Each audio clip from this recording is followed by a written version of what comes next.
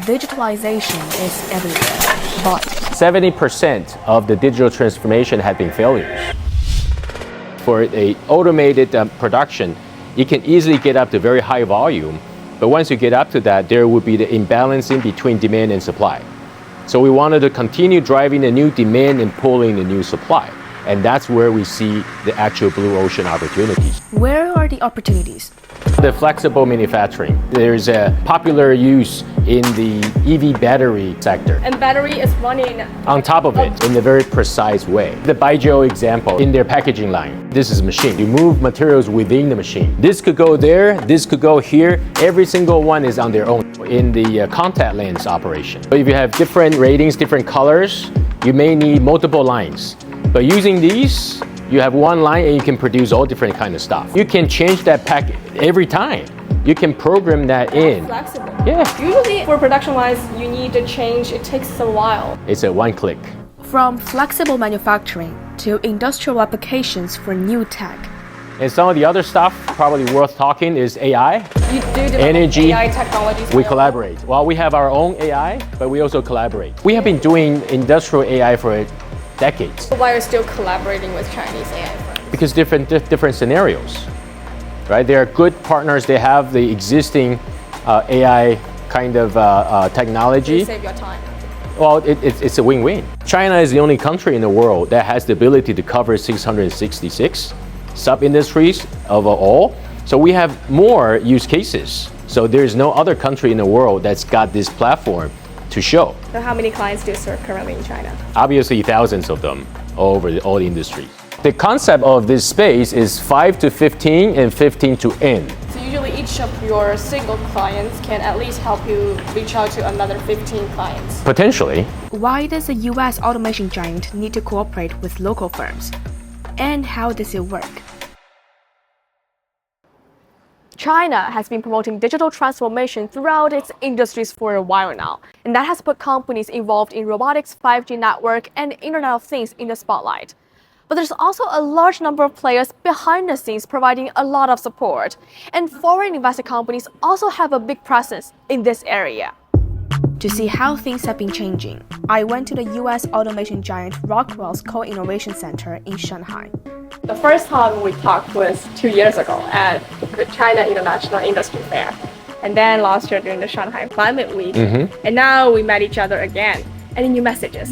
What you see here is our Net Zero Smart Manufacturing Co-Innovation Center, where we established together with the Caohejing Industrial Park. It was started brand new December 2024. Since then, we have roughly over 6,000 visitors already from all over China and from different parts of the industries, from governments, from the industry base, and even different parts of the world. This is a space that we co-innovate and we create demand. The per capita GDP has been continuously growing now over 12,000 US dollars in China.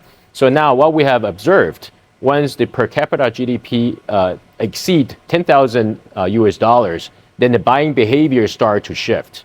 But now reaching to now over 10,000, people no longer just need a car. They need a car that's customized for them.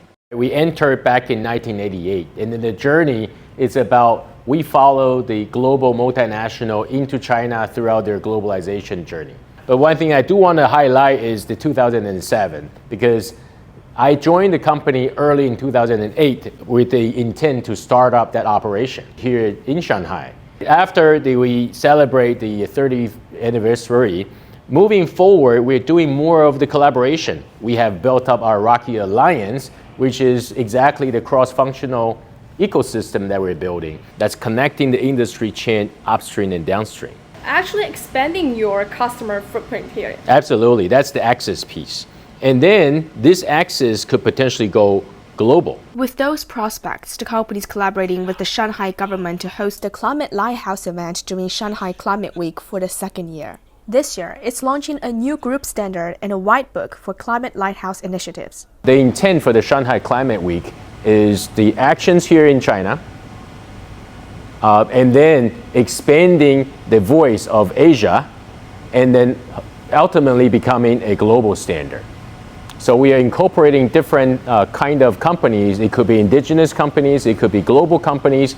It's the ecosystem that we all together serving the world's sustainability, focusing around climate, and through technology expansion that we have the ability to starting in China and expanding to Asia, and down the road, our anticipation is to make it a global standard. Is it the first of its kind in the world? Well, I believe so. China is the only country that covers the 666 sub-industries.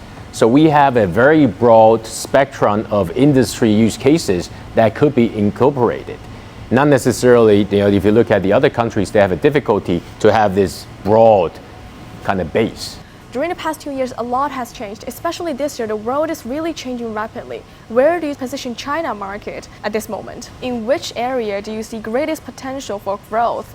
Well, I think China continues to be the major manufacturing hub of the world, and that will not change. About 40% of the global lighthouse factories are in China, and in order for China to continue elevating its manufacturing influence around the world, it's necessary for the systematic upgrading.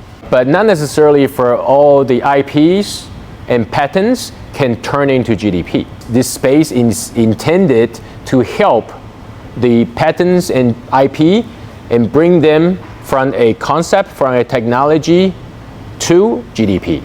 Because there are several barriers before it can get there. There is an industrial scalability that's required. That's our core business. But there is a commercial scalability. Are those R&D results in China also benefiting the rest of the world? That's the intent. And that's what I was referring to with our global network and ecosystem here within China. By helping them solving the problems using what we have created together, we have the ability to allow those technologies to be expanded outside of China to their other sites around the world. We follow the multinationals companies' globalization journey into China.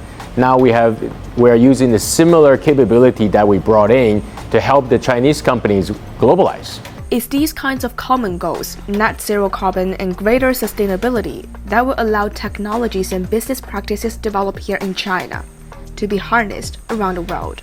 And for Rockwell, closer collaboration with more local firms can make that happen faster.